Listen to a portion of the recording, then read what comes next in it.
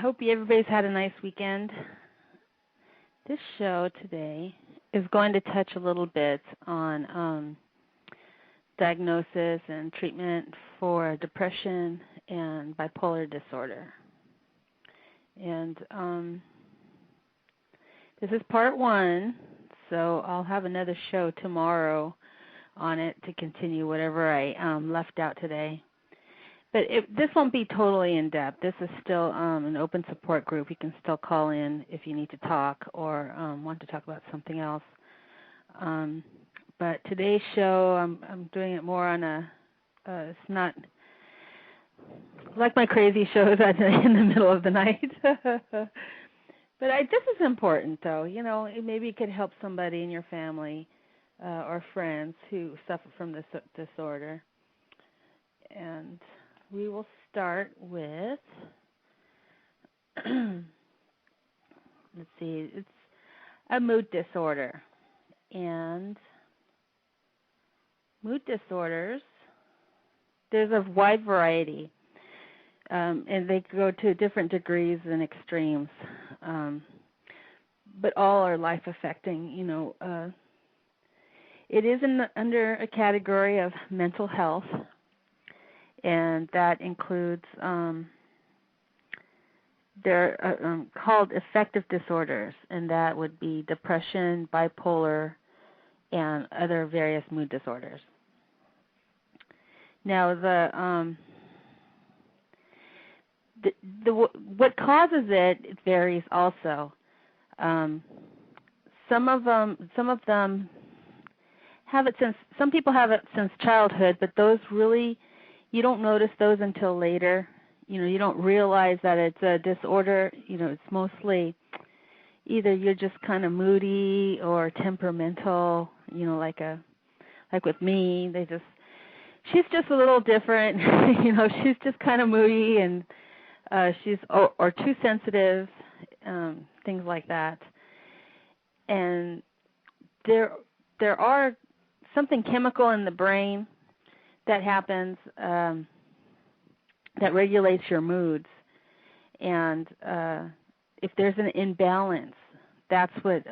And sometimes there's triggers that would trigger that. I mean, it's already there. You already have the imbalance, but sometimes a life change or some type of trigger will cause it to go extreme. And then usually this is when people are diagnosed, like if someone tried to commit suicide or has an emotional breakdown, or what is that? Yeah, PSTD. That's a big one. That's also in there too, and so that's why some people can handle trauma a different way than others because of this. Okay, so let's see.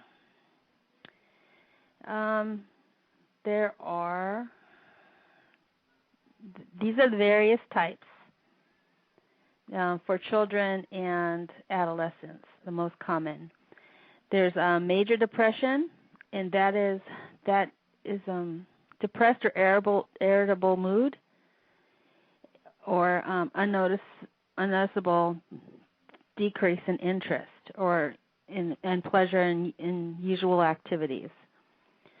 These usually last for 2 weeks or longer. There's also bipolar, which is also a depression, but it's a manic depression. And this is, you have elements, it's bipolar, you know, you have extreme highs and extreme lows. And then you also have the mood disorder that is connected to a medical condition. This could be cancer, infections, you know, those also trigger the same thing. I can't talk. I should have made some coffee. That's what I should have done. And there's also substance-induced mood disorders, and this is from people, the side effects from medications and drugs that you're on all the time, or drug abuse.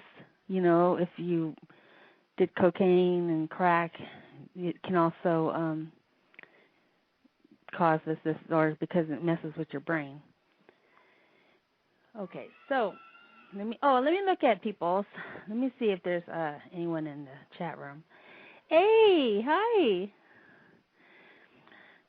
Oh, I'd like to welcome Anonymous. Hi, Transition Coach and LNSU. Whoops.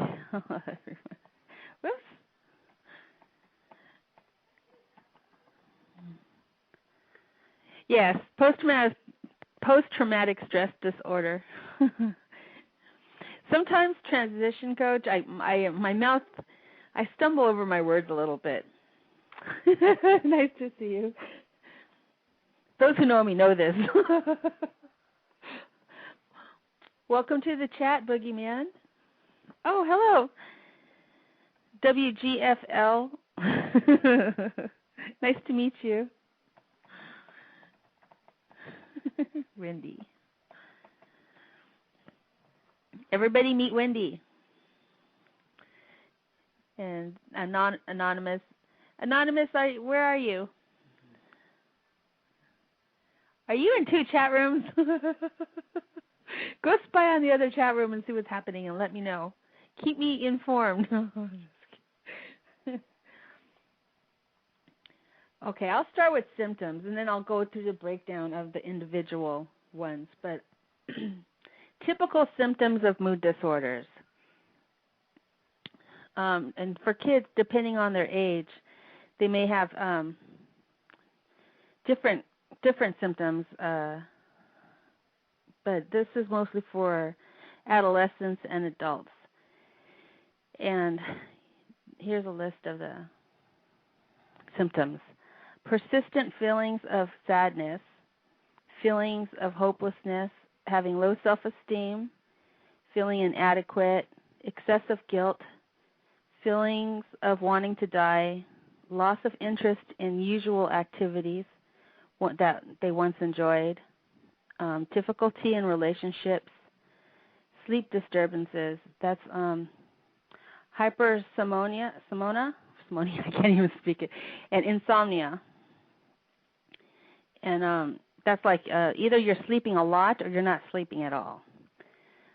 Changes in appetite or weight, decreased energy, difficult concentrating, inability to make decisions, suicidal thoughts or attempts. And there are physical complaints of headaches, stomach aches, fatigue, like not knowing what's wrong they know something's wrong, but they just have aches and pains everywhere. You know, you can get migraines, a lot of migraines. You just feel like you're falling apart, but there's really no reason why, you know, physical reason why. Running away, threats of running away from home, and hypersensitivity to failure or rejection, or irritable, hostile, and aggression. And then there's some other signs for adolescents in school. Difficult achieving in school, constant anger, rebellious behaviors, trouble with family, difficulty with friends and peers. And this is the complicated part. You know, like for me, I've had this since I was little, and I've been told different times in my life, because I ran away from home. I was a troubled teenager, and I had a lot of issues. A lot of issues. But the things that keep going, just like post-traumatic stress disorder, these things just stay in your head, and it's constant. And people tell you, oh, you got to get over it, you know, snap out of it. And with this kind of mood disorder, you can't snap out of it. And one of the only ways is talking about it and counseling. I mean, you have to get through it because you're constantly reliving it in your head over and over again, whatever that traumatic experience was that triggered it. So for kids, it's really hard. For kids, it's hard to diagnose. because sometimes you don't know if it's just a stage they're going through. Sometimes they're not telling you everything. And maybe they had things happen to them that aren't out in the open yet. So parents are just wondering, like, what's going on? What he's just moody. He's just, super sensitive. He's a little different, and which is normal in most kids, of course. But there's that fine line so it's kind of hard to pinpoint until you're into adulthood or a teenager, I guess. When you're a teenager, you start seeing signs. So there, I'm done with my talk and the show's over. Just kidding. Let me look at my chat. Oh, hi, UPS. UPS driver is here. Do I get a discount? And, oh, okay. Thanks, Anonymous. Boogeyman, did you have a specific question?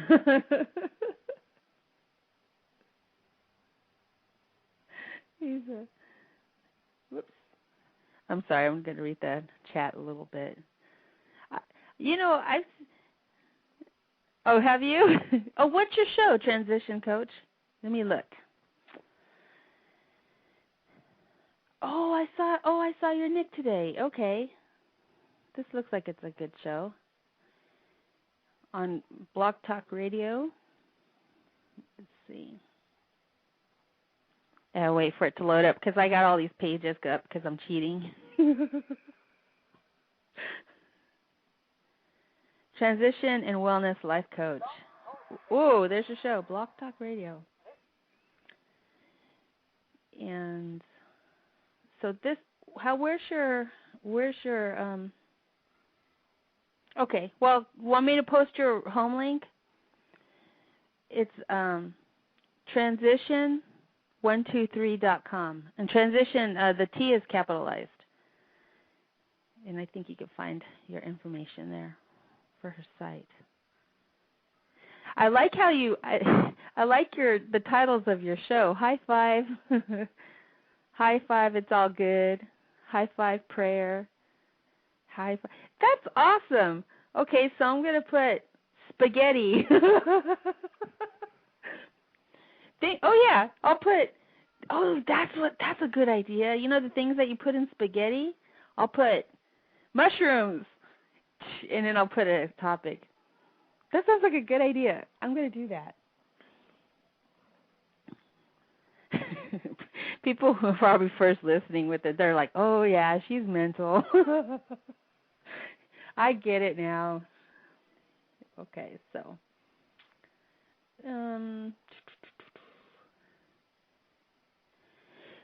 Let's see. These are the basic ways to help treat some mood disorders. There's really not a whole lot you can do, actually. Of course, there's medication. But there's also healthy ways to do it, too. I think I said on my one of the shows, you can, if you want to try to do it as far as, your diet, there's, you can eat fish. It helps with depression. There are certain foods that help with some of the side effects and also help you feel better. And the better you feel about yourself, of course, the easier it's more manageable. And then all you have to do is deal with your little triggers, and stuff like that. But you can have medication, and usually you start off with that if you just got diagnosed because of emotional breakdown, a traumatic event. If someone passes away and you've gone weeks and weeks without sleeping and eating, and you're in a real bad shape. If you've tried to hurt yourself and you've caused harm to yourself, then you start off with the medication to, I don't know if it's to sedate you, but kind of just take that edge off. Along with the medication, you have to go to family therapy or counseling. And they work hand in hand. So you got to go through the whole process of the healing because it's part emotional. It is emotional, mental, and then the medication keeping you balanced. It does qualify for Social Security disability. Is that what it is? It qualifies as a disability. You can, because it affects your work, and it is considered a mental illness. The hard part with it, though, because it qualifies and it's nothing outside physically, you have to make sure to find a doctor that can help you with that part, because they will deny you, and then you'll try it again, and they'll deny you. And the better you feel, the worse it is to get it. It's so dumb. It's really dumb. I'll get into that one day, but it's so frustrating because they're like, well, you're smiling. And it's like, yeah, today, because I got meds. But they don't see those downsides. So you have to have a counselor, or a therapist, a doctor, and they have to do the paperwork for you. Okay, let's see. Oh, wait, what? What? Who said the word in my chat? Who said the word? Who? Someone put the word in here. The initials. Oh, you know what, UPS driver, I love you to death, but don't you say that word in here. Don't do it. Oh, transition. Are you calling in? Whoops, I'll take calls here in a minute.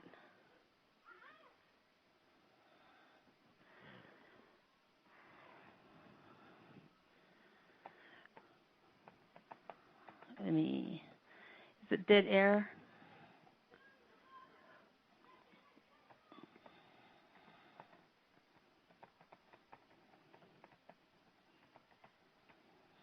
Okay. So, where was I? I looked at my chat. I got sidetracked.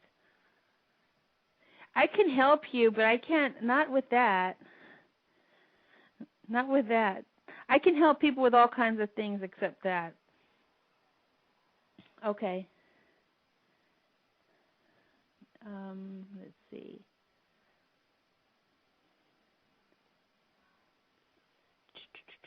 Prevention. They're really, okay, as far as prevention, how do you say it? You really can't prevent it. I mean, usually it's already there. But if you have a nice quality of life and things are good and you're raised with love and you have support, of course, that always helps. That's even you can go through a whole lifetime and not be diagnosed, and you can be just fine because you have that support group and you have family and friends and you have a full life. It's usually when you don't have that and something dramatic happens like that and you have absolutely no support, no friends, and you find yourself in a situation all by yourself, that's the worst of it. That's when it can get really bad, especially if you start thinking of hurting yourself. And I've heard shows about suicide, and, some people comment, well, it's to get attention and it's to get that. But the serious, serious ones usually are bipolar, or they have post-traumatic stress disorder or something very tragic. And when you get to that place, it's nothing that you think about. There's no real signs outwardly. Sometimes you can see little signs of them reaching out for help, and that's when usually people say, oh, just get over it, you're fine. And that's when sometimes those are the signs that there's something really serious happening, because they're not going to come out and say, I'm having these thoughts. They'll be talking about the thing that's bothering them. And months could go by and it's still bothering them, and usually, it's normal. You're thinking, oh, it's get over it. It's done already. But usually that's a sign that something's something's a brewing. And let's see. And sometimes when people get to that place and that point, it's yeah, exactly. Oh, Survivor Radio Cafe. Hey, everybody, meet. What's your name? I forgot your name. Hey, it's good to see you. Oops.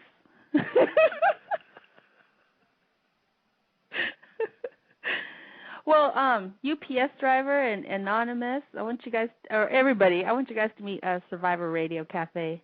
She's awesome. I went to her show, and it's a support group also, isn't it, or information for survivors of sexual abuse, and other abuse or something. But it was an awesome show. You know what? I joined that group. The Pandorama, how do you say it? Pandorama. Watch it be something totally different.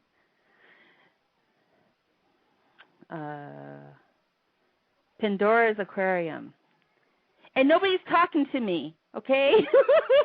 So can you tell them I signed up, I got a name, I got a password, and I can't sign in, and it says that I don't exist. So all you can do is read. Anyways, yeah. Welcome to the room, Greg.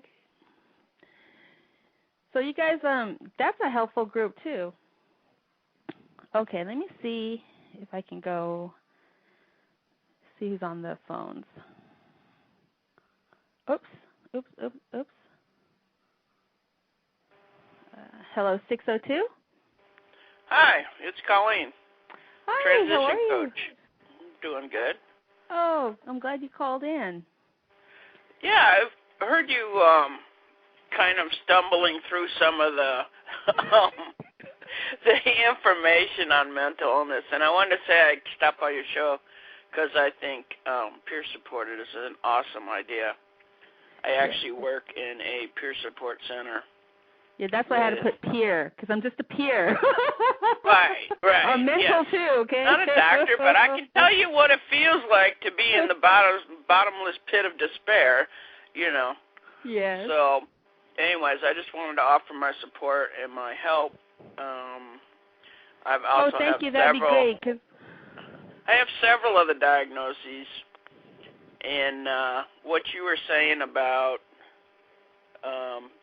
not always going to show the symptoms. Well, I was very good at hiding my symptoms for a very long time. And I sure as heck wasn't going to tell some doctor what I was really thinking. Exactly. So. I thought I was listening to a show that was talking about that, and they're saying, well, why don't they ask for help? And I remember the one thing that goes, you want to ask for help so bad, but they get so... They're going to report you. They're going to do, you know what I mean? You'll lose your kids. Yeah, and all I was this afraid stuff. of getting locked up. Well, yeah, if they knew what was really going on in my head. Exactly.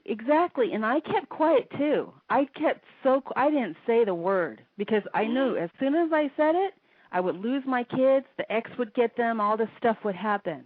Right. So I just kept quiet, and that's, I think something's got to change about that part, because I think people would reach out for help. If they can say, you know what, I'm getting these weird thoughts, and right, because right. they're and just the thing about peer support is you find out you're not alone, which I think is one of the things. The worst part of having a mental illness is feeling completely alone, and nobody's going to understand. Exactly, because I help people at work that will say that, and it's like, well, no, let me tell you about me. I can totally understand. And then they don't feel like, people don't feel like they're alone. Because even with the counseling session, how they always ask you, do you want to die? No. Have you had thoughts? Not at this moment, but I could walk out the door and decide it's useless. Yeah. Yeah. I mean, they're like, have you had thoughts? And you're just that moment has to last you a whole week. Exactly. And it's like, what do you think? Okay, I'm in the counseling office. I'm on medication. And then you dare ask me that? Why? Because as soon as I say it, then all of a sudden it's like, you know? And that is, I think that is so hard. That's... Well, yeah, and it's difficult because then they have to know that you have a plan. Well, that's and what she I ended up actually asking me. She goes, do you have a plan? I said, no, I have no plan. She goes, okay, that's good enough. But I was just like... Right. But my problem okay, was... well, you're not really that bad. But my problem was that those thoughts were there. Even I did not want those thoughts there. They were just there. You know what I mean? You're fighting right. that. Right. It's like having a demon on your shoulder, you know, saying all this right. stuff to you, and you're like, no, no, no. And so I was trying to tell her. One of the things I learned a long time ago when I was going to AA was that I'm not responsible for what comes in my head, but I am responsible for how long it stays there. Yes, the difference is I have major depression, OCD, and panic disorder. The difference is that once I get to a certain point, I cannot even think or see or feel or anything to get myself out of that point. It's like I need a kick, kind of a kick start to get back to doing the things I know that keep me well. You know what I mean? Yeah, because it's like a dark, it was a dark, dark place. And yeah, all you want is the pain to stop. You just want it to stop because you don't think you're going to survive the next day, kind of. You know, it's like, right. I'm not going to survive. I'm not going to make it. Right. You know, and I called a hotline, and it was a suicide hotline, but I can't say I want to commit suicide. You know what I mean? Right. So it's like, and all I said was, I'm a mess. I'm a mess. That's all I said. I was like, and then that's how they hooked me up because it dawned on me. I did not realize what I was thinking, and then when I realized it, I was like, it scared me because I was like, oh my God, I'm thinking of dying, you know? And then I called a hotline because I was like, I couldn't believe I was thinking that. I mean, that's the kind of stuff I used to read about. Well, and then your thinking gets all goofy too. Like I had a bad episode last year, and I was thinking, well, there was this pain in my head, this buzzing in the back of my head, and I thought, well, I didn't want to die.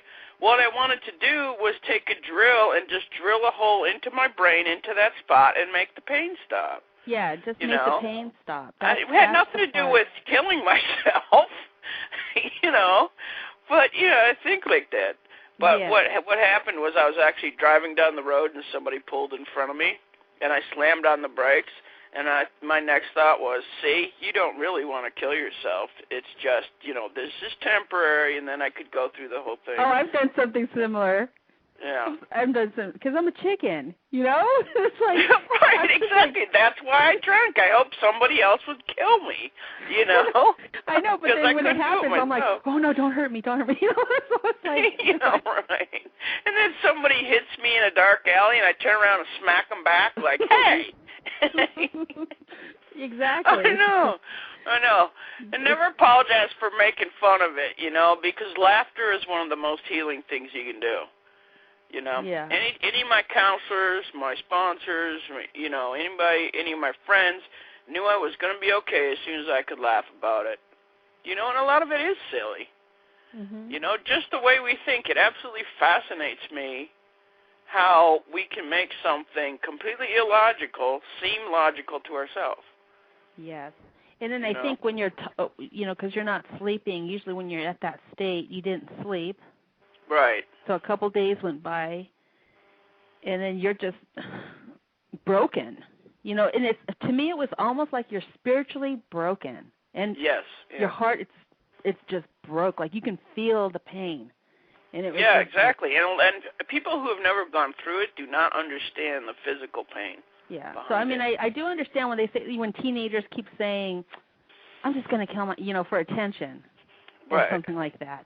But the real ones, the ones that are really hurting, don't say anything because they're going to put you away. Right. So. And I think I read somewhere that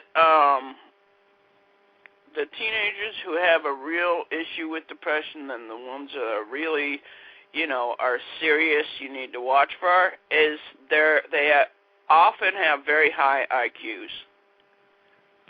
Oh, yes. Because we think about everything. We think and analyze everything. Did you see my little on my page? I have that little video of famous I didn't see people. it. Watch the video. Oh, famous people with bipolar disorder. Oh, okay. We have a big sign at work, too. And there's like Abraham Lincoln. Right. Beethoven.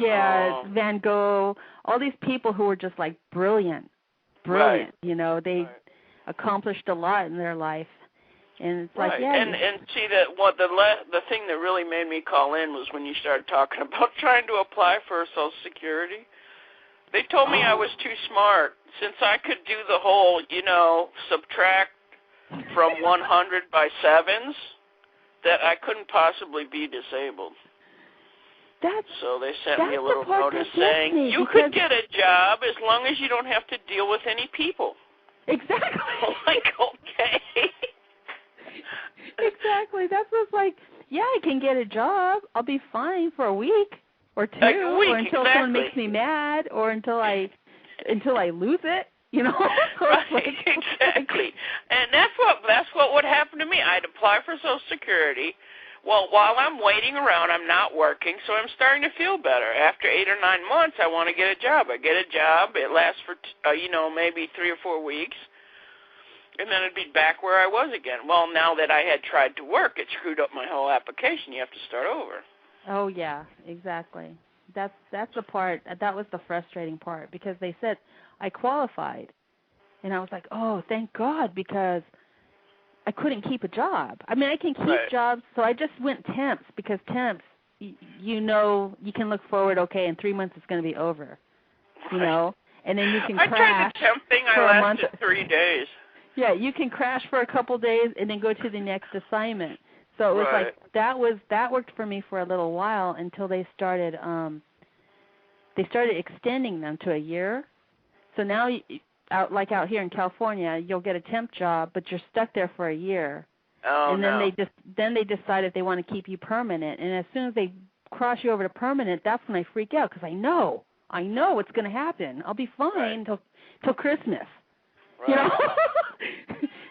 We've been celebrating. I've been at this place for over 8 years now, and I actually worked my way up to the second highest position in the company. And I'll tell you, it was because there's a lot of understanding there about, when I was going through a really hard time, or the periods where I couldn't control my mouth. I'd just say whatever came in my head. Yeah. Isn't that the funny part? I'm lucky. I'm lucky. Like, I met some friends like Anonymous. She seems to kind of know me pretty well. Sometimes you don't think you're saying it out loud. Like, you think something, and then you just say it. It's you'll be like, well, go, you're a oh, bitch, crap. man. Yeah, was that out loud? Oh, my God, everybody's looking at me like they heard that. People will be on here like, oh, you're so sweet, you're so nice. But I tell them, I warn them ahead of time, because I don't want them to put me on no pedestal, because I have my moments. Yeah, I have my moments. I'm like, you know what, no, I'm bipolar. I tell them I'm bipolar to warn them. And then when they see it, they're just like, I don't know what happened to you. I go, exactly. Like, oh, duh, I told you. Yeah, I'll be like, I warned you. Here's the funny thing, when I first got diagnosed with major depression, I was like, man, what a ripoff. One of my friends is bipolar, and it's like, I got screwed out of the manic part. How come I only get the depression part? That's like so, messed up. I was like bummed I only had depression and not bipolar. Well, mine was mostly, they just kept doing depression, and because I smile a lot and giggle, well, you seem fine. And I kept telling them, no, I'm not. Something's still not right. Right. And because I was still getting depressed and I was still having the highs and lows. Right. And the last doctor I went to, I was so angry, and I was trying to get my disability, and he wouldn't help me. He goes, well, you look fine. Look, you're dressed nice. Yeah. Well, you know what? You want me to come in here looking like, okay, I just dress like shit. Okay, I'll pretend that, I'll not brush my hair, and that's disgusting. Right. It's like you want me to, I'm trying to be healthy. They were like, okay, I knew where I was. Well, yeah, I knew where I was. I drove over here. Exactly. Oh, well, you must be fine. You can work 40 hours a week. It's like, oh my gosh. So that's why, I started a little business because I had to do that. I had really no choice, because and they say, well, you can work. I go, yeah, of course I can work. I want to work. If there's a job out there that's only like 2 weeks a month, I can work. There you go. Here's my conditions. Yeah. I don't deal with any people, and don't give me a boss so nobody can tell me what to do. I'll be fine. I'll come in 2 days a week. Yeah, I could do that. That's no problem. Right. And then they wanted, because like one job, they said, well, you're so friendly, we'll put you, and they always stick me in customer service because of my personality. And I tell them, don't put me in customer service because you'll fire me. I'm telling you, you're going to fire me. Oh, no, you're so nice and you're so good with people. Don't do it, okay? Don't do it. Actually, my boss got me a sign that says, do I look like a freaking people person? That's how bad it is. Oh, that's funny. And everybody's scared of me when they meet me. And it's like, I'm just a regular person. And then they all find out later, like... a year and a half. The person in the room, her husband applied in 2006 and got it a year and a half later. Right. And that's pretty much pretty standard. Thank you, Boogeyman. Boogeyman's falling asleep. I'm glad you're here, though. Oh. That's because he's still waiting for you to pick him up. Oh, here's a... Who's 412? Is somebody in here 412? You can whisper me. Oh. Who is Whoop? Who's Whoop 412? Oh, sorry. That's supposed to be who is. Oh. Because, there's a lag. There's a really long lag. Okay, let's see. Yeah, I'm going in order here. Boogeyman is 210. Hello, 412? Hello. Hi. Hi. Could I ask a question? Oh, sure. Okay. My name is Jan, and I guess I was fortunate enough to get Social Security disability because of bipolar, so I don't know how that happened, but it did. Oh, no way. Yeah, way. Well, what it was is just really happened that my best friend had died about 3 years ago, and here the only voice on my answering machine was my voice. Okay, so one day, and my friend heard this too, her voice comes on answering saying, hello, this is Kathy. I'll be in touch, don't worry. And that's it. And when I told him I heard that, and my friend's just shaking his head no, they said, oh, definitely. In fact, it was so bad they were making him get my checks from me. And I really did hear that, but I guess they figured it was a hallucination or whatever, so they put bipolar with, what do they call that? Psychosis? Oh, like a slight schizophrenia kind of thing or something? Yeah, psychosis. It's not like I'm hearing something that isn't there. I'm going to call them up and say, did you guys talk to me last night?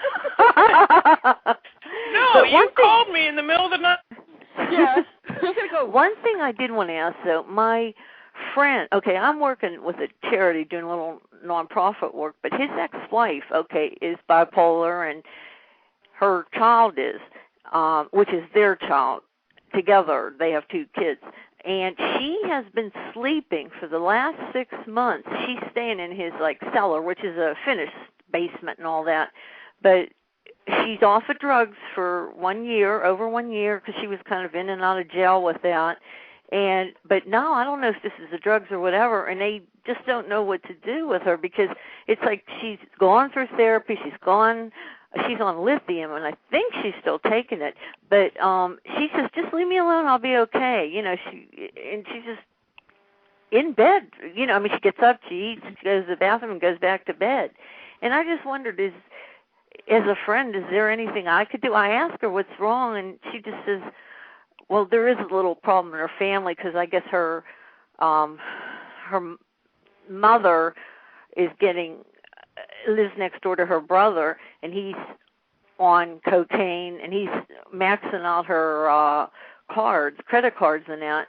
And so because of that, she was there and didn't realize it. And she says, oh, that's my fault that happened. And, he's just really bad news. And I guess she's taking it on herself. But like I said, don't you think after 6 months there's something really wrong? And her ex-husband, who lets her live there because her kids are there, and she just stays downstairs. He was going to commit her a couple times, but then he thought, well, she's talking and, she just says, leave me alone, I want to sleep.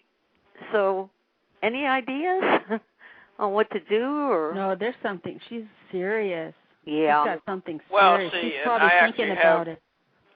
Yeah, personal experience with this. Well, I actually didn't come out of my apartment for 4 to 6 months. I had somebody who did my grocery shopping, and that was it. I never came out of my room. Oh, really? I think, yeah, it's serious, but if she's doing what she's supposed to be doing, she's taking her meds. And this is my personal opinion. What my friends did for me during that period is I had one friend that would call me at night and would just read to me until I fell asleep, because that's one of the things is I wasn't sleeping all night, and then I was sleeping all day.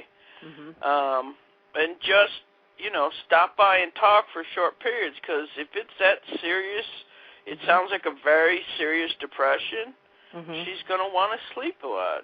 Yeah. Is there anything else she can do? If she finished counseling, if she have her meds, there's she's sometimes you just got to give yourself, I just need to give myself a break and say, okay, here's my job for the next 6 months is just to try and get well. Yeah. Before this happened, her ex-husband says, well, if you're here, start cleaning the house and that. And she's a very good homemaker when she's with it, And here, I think she just got tired of putting up with it, and her son always borrowing money, and he's off and on the drugs. And I think that she's just retreating, figuring, hey, I don't think she's doing this on purpose, but when you look at her life, and if she would get well, and then they kind of use her like, do this, do that, do this, do that. So I don't think that really helps. And she has she is on SSI, okay, so she does have the benefits with that, because she was a long time ago in a couple mental and state institutions, and then she tried suicide twice before, and that's another thing we're concerned about, because she didn't really say anything about suicide. When I go down there, she'll sleep and she'll go, oh, hi, how you doing? Oh, you look good, Jan, and all this. So it's not like she's not communicating, but she just says, boy, I just don't, it seems like she's given up on life, I guess. And again, I don't think her ex-wants to commit her because she's not hurting anyone or hurting herself as far as, maybe suicide type thing, but I'm sure that she's hurting her body by not exercising or walking or, bed sores or whatever. Yeah, your body does hurt after. I think something's not right. He's not there for her or something. He isn't really. She's personally, I think he's bipolar too, and he could be really mean at times. When they were married, what happened is his first wife, and him had a girl who died in a fire later on. And then while he was married to her, the lady was going to school in the evening. He was paying for it. And him and this girl had an affair, and he wanted her to have an abortion, and she didn't. So then here, when she was pregnant with, a baby, the first wife left him. Now she's married, and they get along well. He gets along well with her. But when he married her, then, like I said, they had the 2 kids in that. And I know a couple times he used to drink a lot. Now he doesn't, but he could get these really foul moods. And they said one time, I don't know if she was cheating on him or what, but he broke her jaw.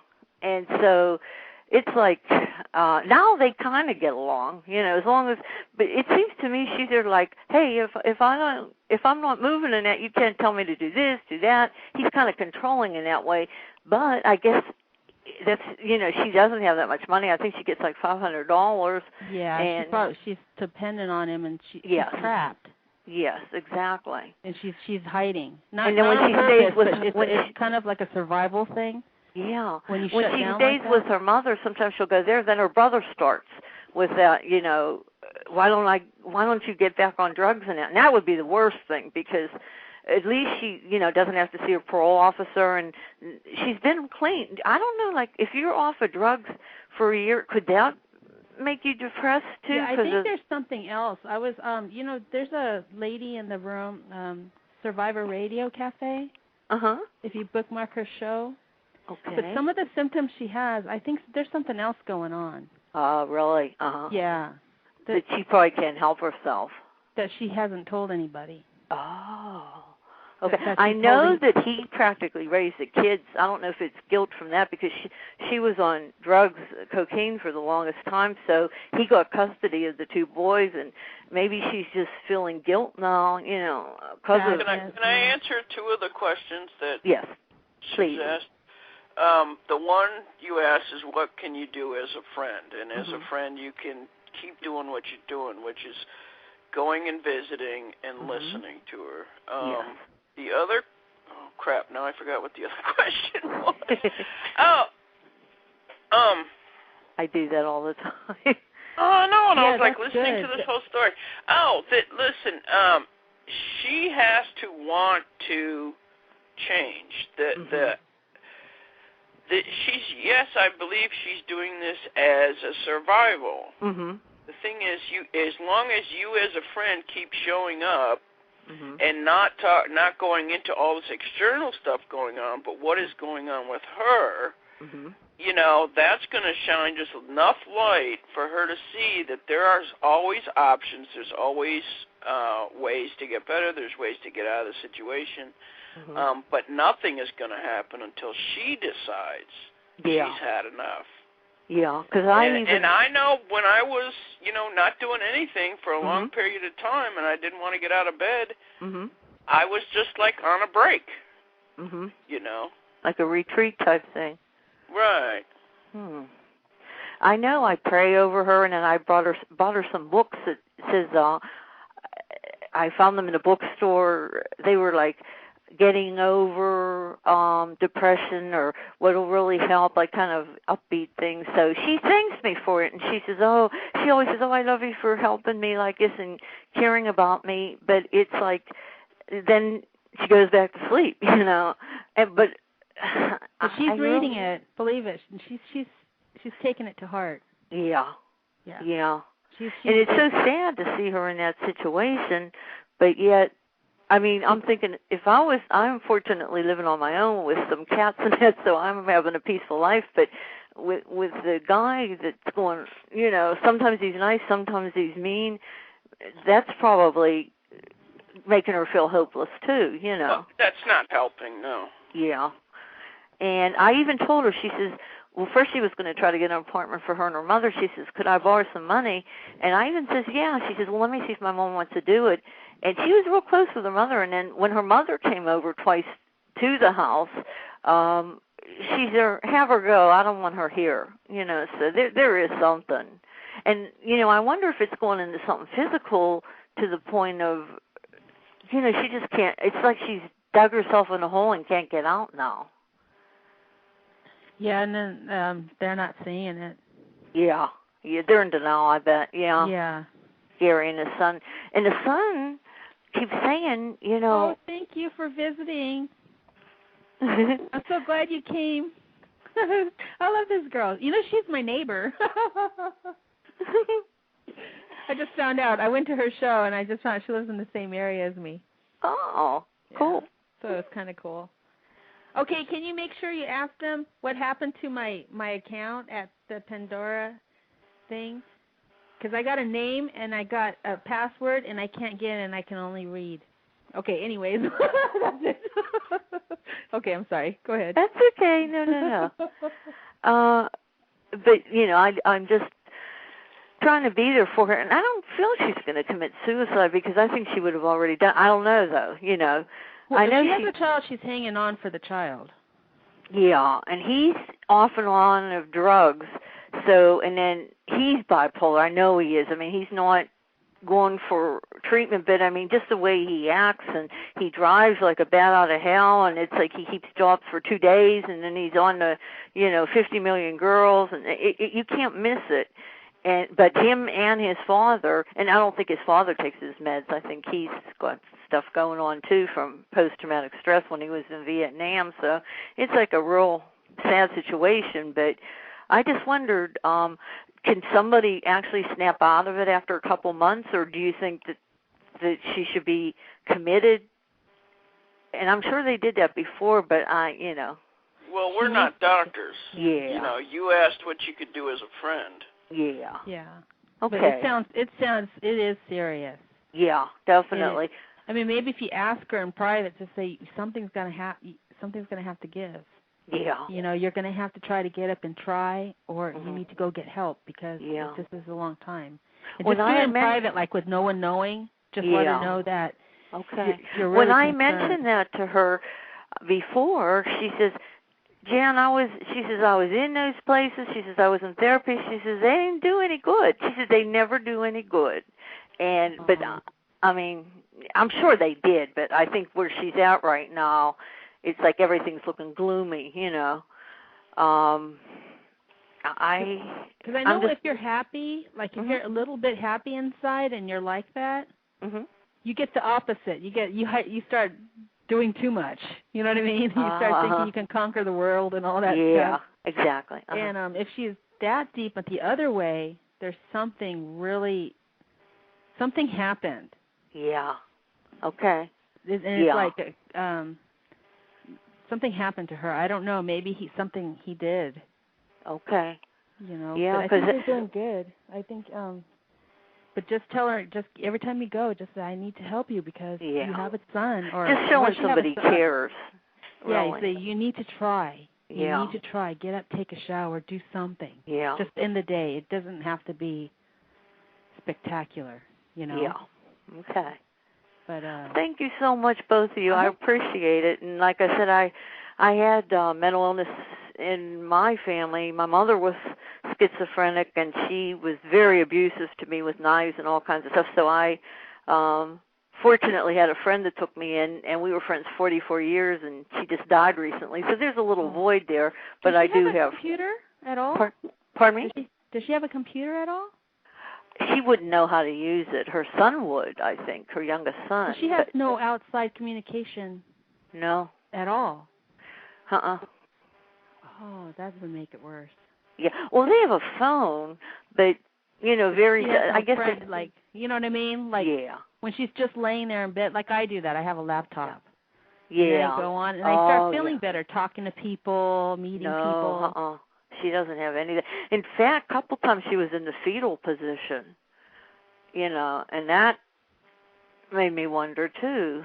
And it's not always, but I just don't know. It feels good to talk to somebody about this because usually I don't bring it up, but she is, I'm concerned about her. So how long has she been like that?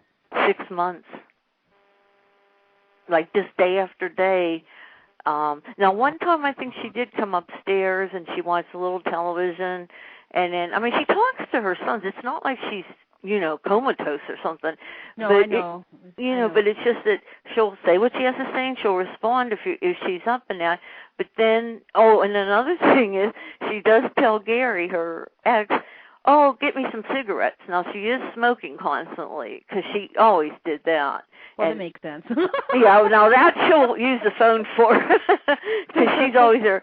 Please bring me some cigarettes, So, I don't know. Then I think, oh boy, she's smoking, and she's not moving. I'm sure that's not helping, but we're thrilled that she's off of drugs.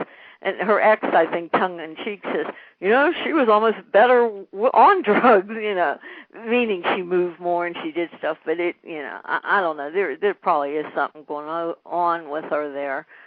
Well, because what you're doing and keep an eye. Yeah. And maybe I always ask about call a center and ask. Don't give her name or anything because you don't want to change her life. You know what I mean? Like yeah. Oh no, I know. Happen.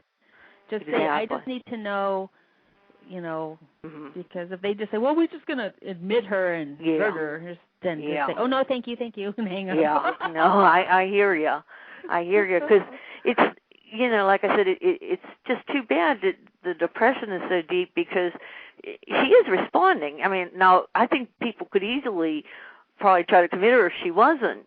And I almost got in trouble one time. My best friend, she fell down, and she wouldn't get help, and she lived with me because she had problems financially and medically. And here she wouldn't, no way, just let me get help. And I worked during that time. And here I called the ambulance in the house, like she'd be there, don't touch the house, relax, she worked all day.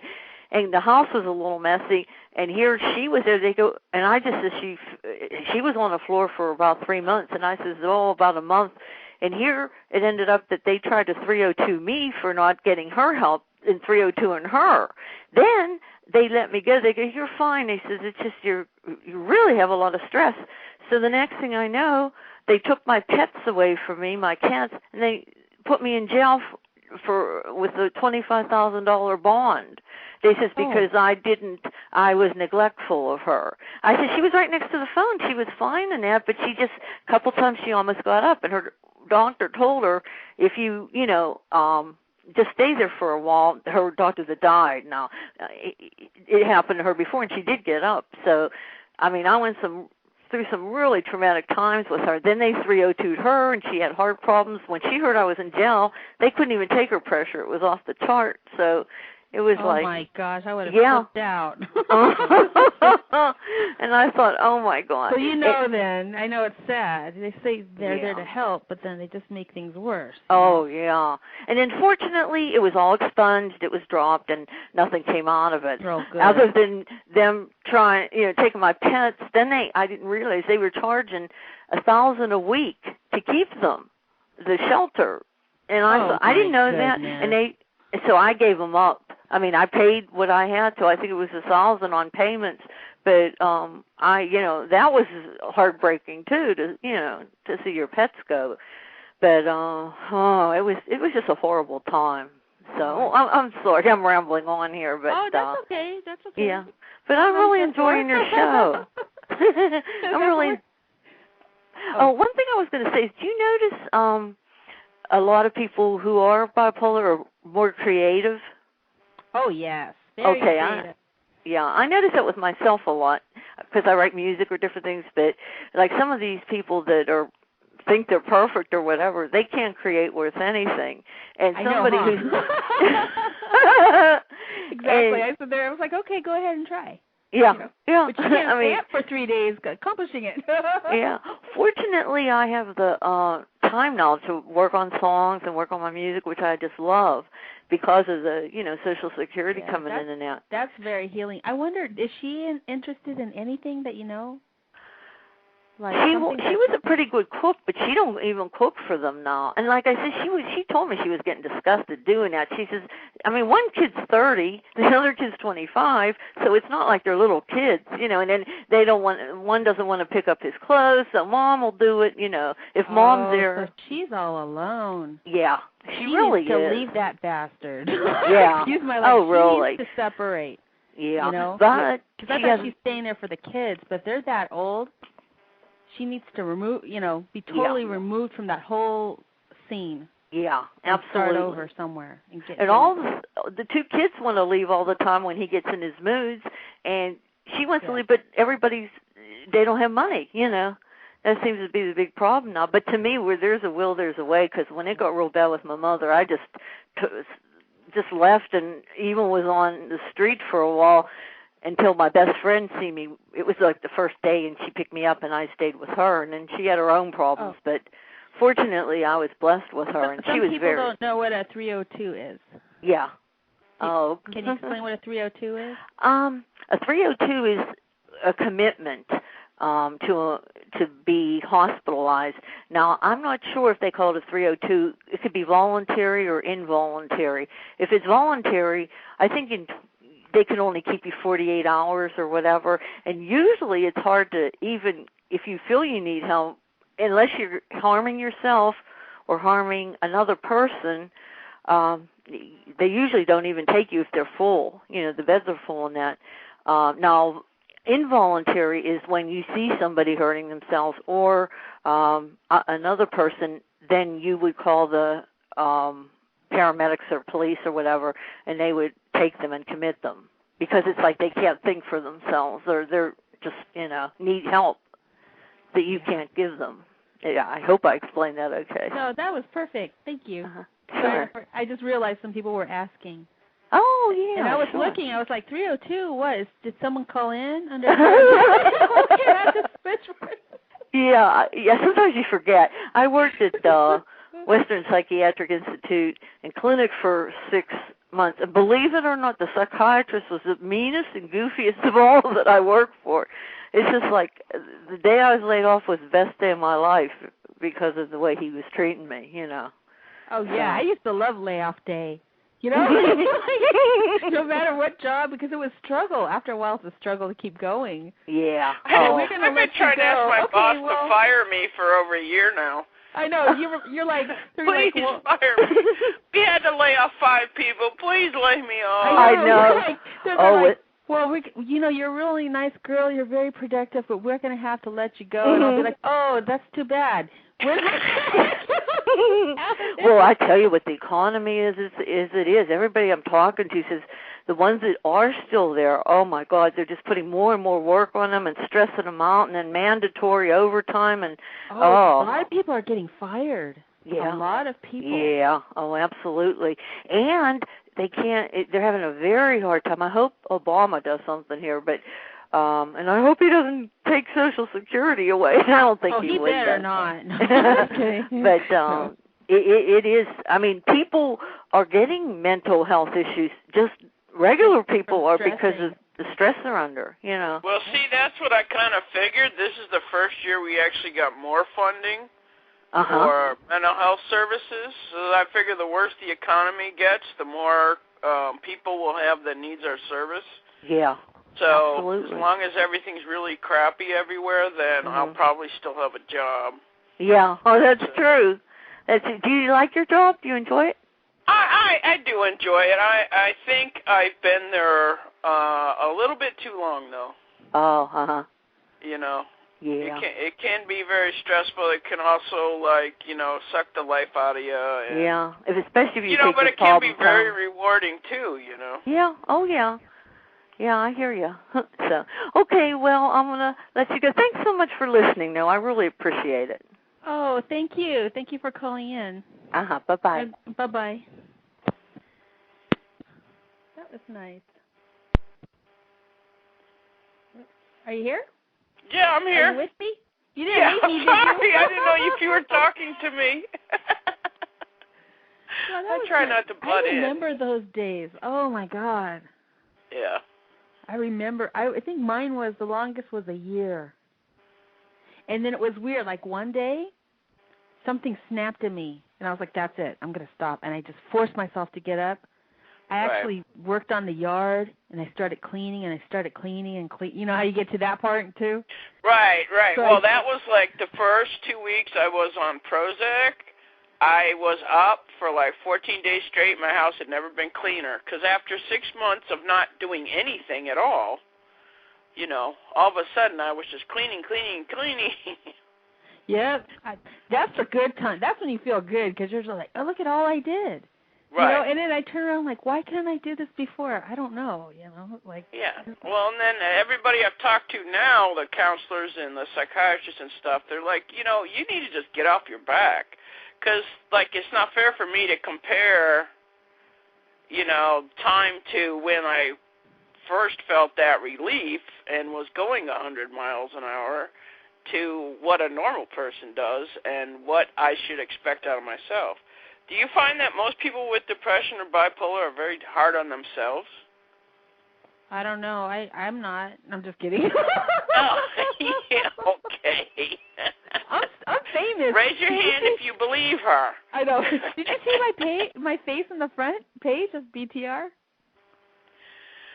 Is that where you found me? Yeah. They featured me. I'm famous now. I'm famous. Yes. That's where I found it. Yeah, and now I was like, I was going to cancel the show because I was having a mood, right? I was like, I don't feel like doing anything now. And I was like, oh, no, now I got to have a show because they featured me. Right. And I had to force myself to do it, but I'm glad now, because I could have just been depressed again tonight. Well, see, and I have that too. I do my little 15-minute take 5 on Wednesdays, and I'm always like in a really foul mood. So I just talk about whatever I need to get myself out of that mood. And it seems to work. It's like me. I do the same thing because I have shows where I just vent. Right. And then people are like, and you're a support group? I'm like, you know what? Hang up.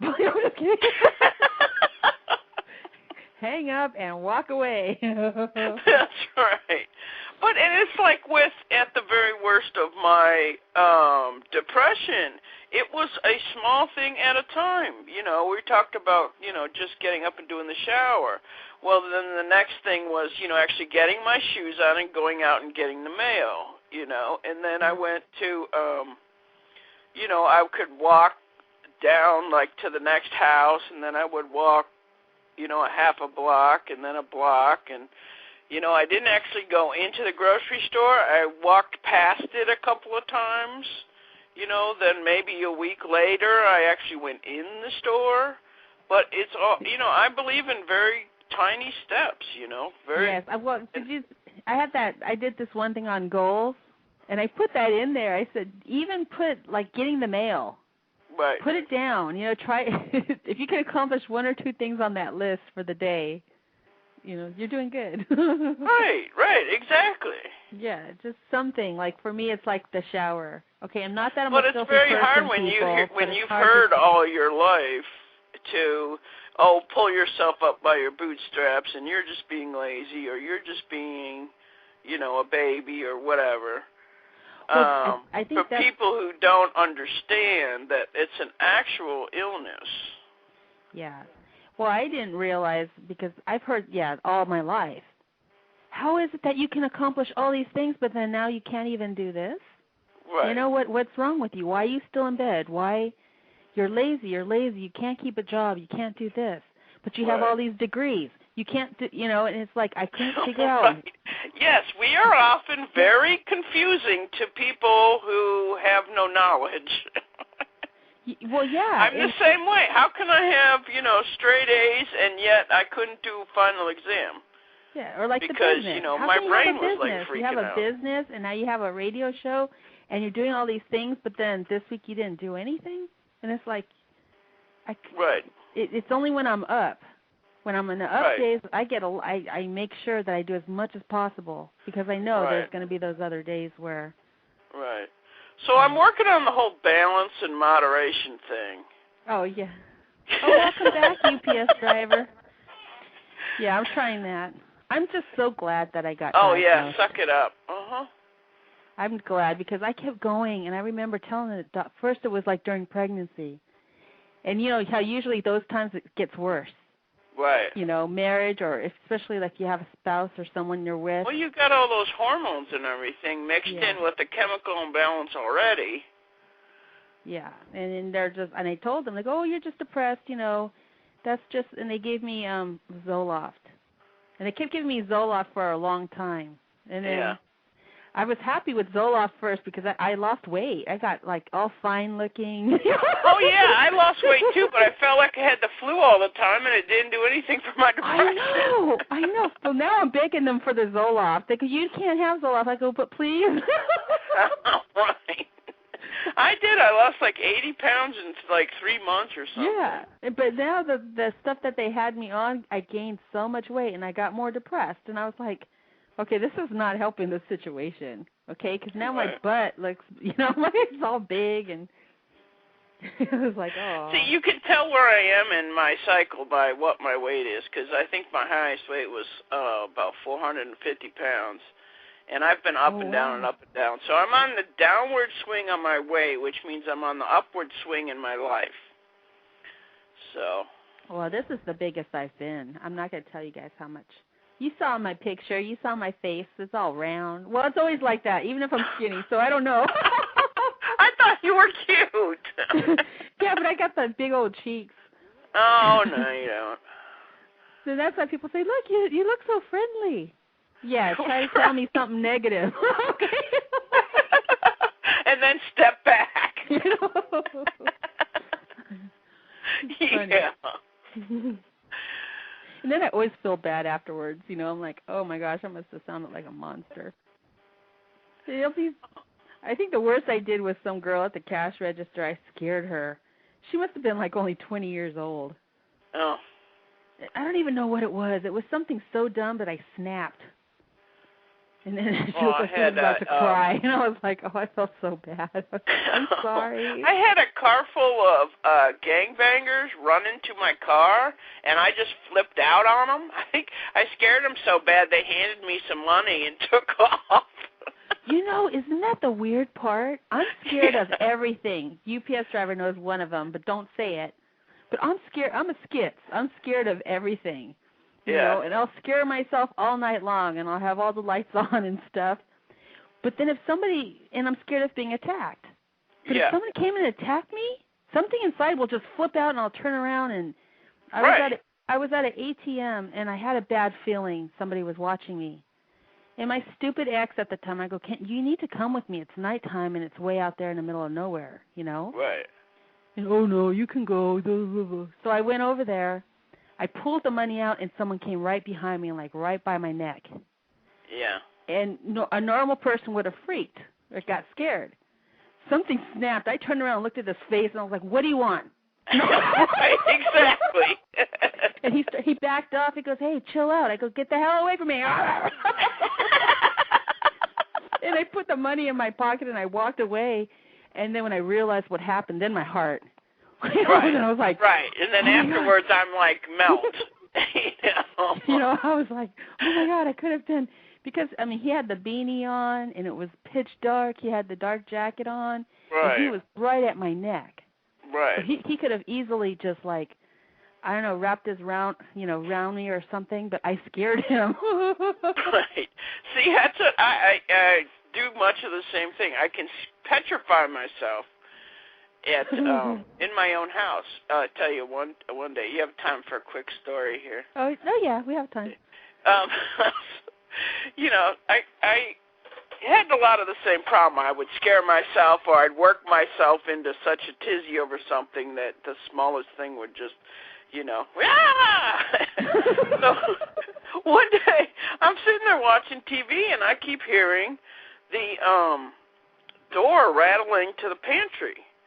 And I'm thinking, oh, what the hell? Okay, I'll just ignore it. Maybe I was hallucinating. Then it happens again. It's like, okay, I don't think I'm hallucinating. So now I have to get up, and I'm like sneaking around the corner to go look at the door. And I see it rattle again. I'm like, ah! And then it was like, I have to open it. I have to figure out why, there's this ghost here or something, or what is it? Man, there's a boogeyman in the pantry or something, So I finally get up the guts to turn the handle and pull the door open, and here comes Lucy the cat. Meow! I'm like, oh my God, how long have you been in there? The last time I opened the door was like a day and a half ago. Oh, that is so funny. And I just have to laugh. I have to laugh at myself, Oh yeah, that's what I call my I'll tell you really quick. What have we got? 10 minutes. My son, I call him Silent Walker. Like a native name I gave him. Because I can never hear him, and he'll walk up to me and but I'll attack him, and he just laughs because he's like 6'1", so he just laughs at me like, "Look at you, you're a nut." Like, shut up. Don't ever do that to me. He goes, well, I walk. Oh, and then he has to do it more then. Yeah, he does it more because I can't hear him. I don't know why with those big old size 13 feet. Right. I don't hear him when he walks. I don't know how he does it, but so I call him Silent Walker. That's a good name for him, yeah. But the other one I can hear though. He's like Bam Bam. You can hear him breathing and coming down the hall. I have a brother like that. Oh Mom. Like, what do you want? Yeah, exactly. Oh man. Yeah, he's funny. I used to call him Monchichi because he looks Samoan. And he's a big kid. Yeah. He's really big, and he has the hair that just goes up in the air. Right. You know, and then he's got his glasses, and then he just walks like a little football player down the hall, but he stomps, and just the whole house shakes. And oh, my God. Right. My younger brother is much the same way.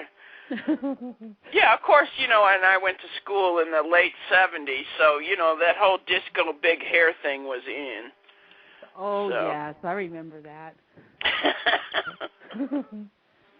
Talk about frightening. And, you know, I've often thought that there's a lot more people who need help out there. I think the ones of us who actually go and get help and work on ourselves are the most sane people I know.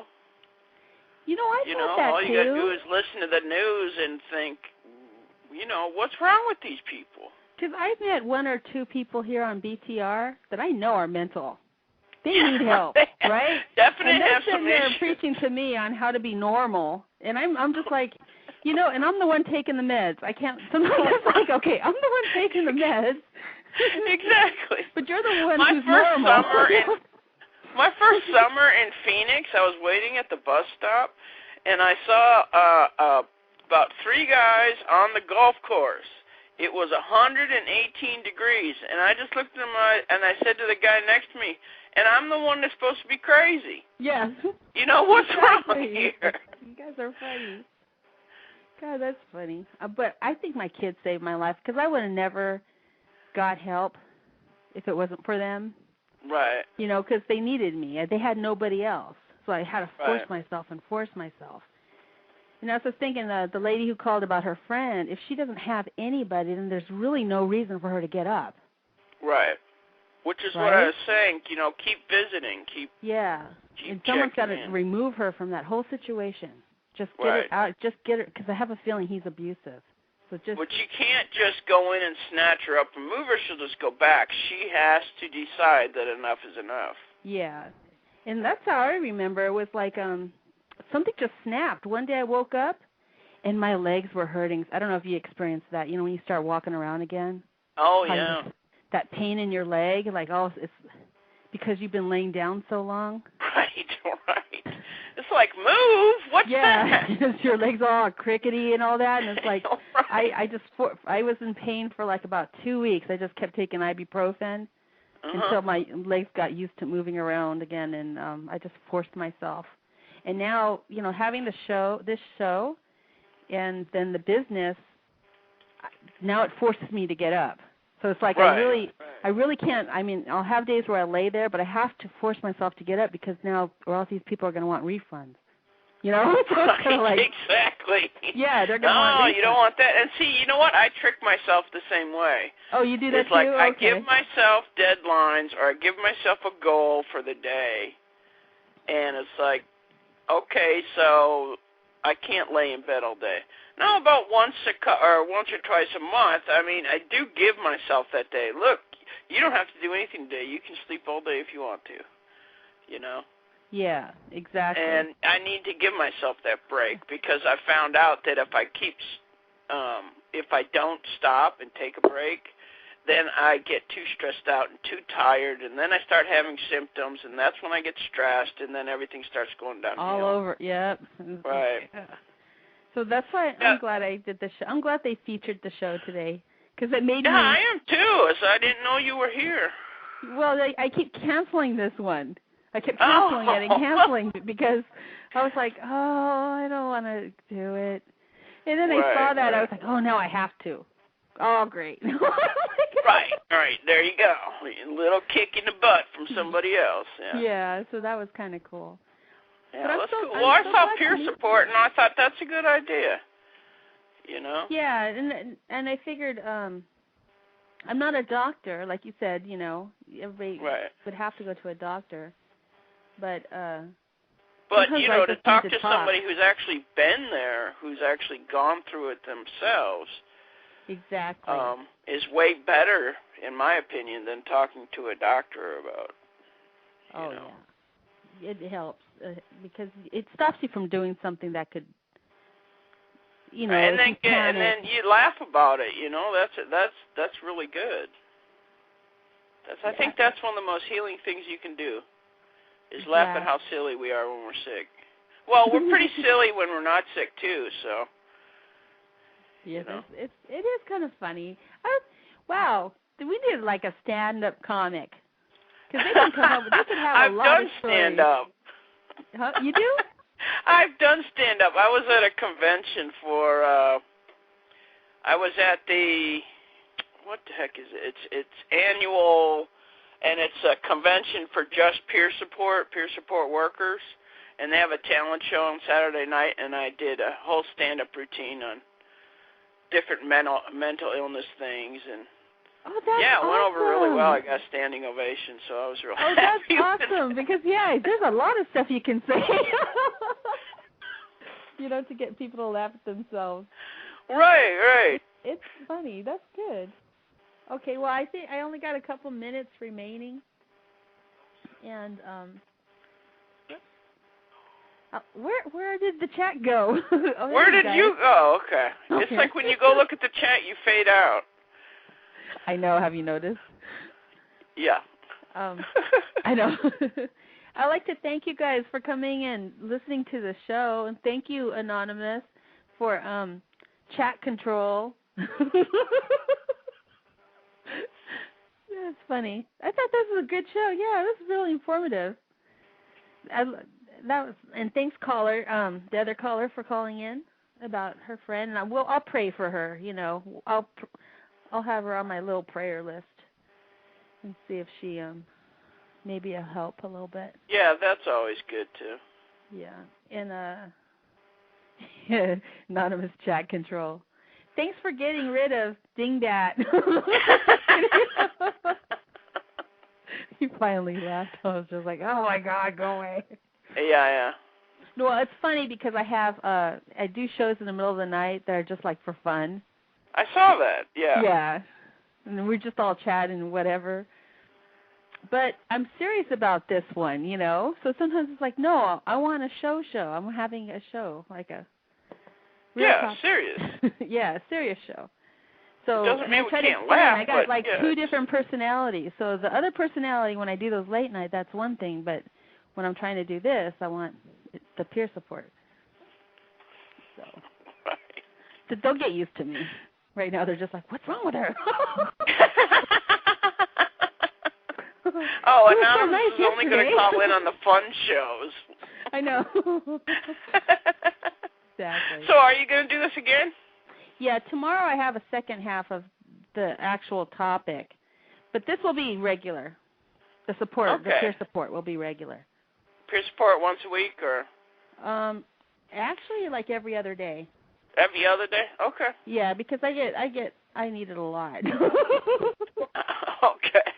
Okay, well, thank you so much, and it's so nice to meet you. All right, I'll check in when I can. And I'll check on your show, too. All right, thank you very much. Okay, thank you. Bye-bye.